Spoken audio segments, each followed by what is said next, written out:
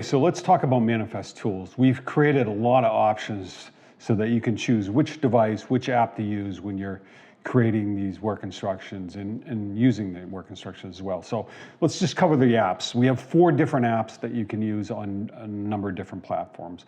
We have the free Manifest Maker app, runs on iPad. You don't need to be licensed for Manifest. Just go to the App Store and download it.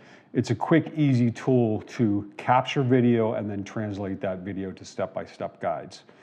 We have the Manifest web app that runs in any browser. You can use MacBook or a PC or any browser. And that's both an admin tool, an authoring tool, and potentially even an operational tool. So you have all the dashboards, you have access to the data, you can create instructions, manage instructions.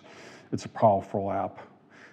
And then you have the Manifest 3D app. This app is designed to run on the AR headsets, such as HoloLens 2, Magic Leap 2, DigiLens. There's a variety of platforms it supports. This is great as an operational tool.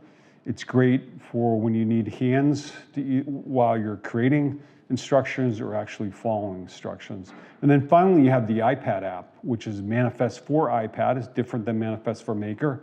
It's full functioning Manifest.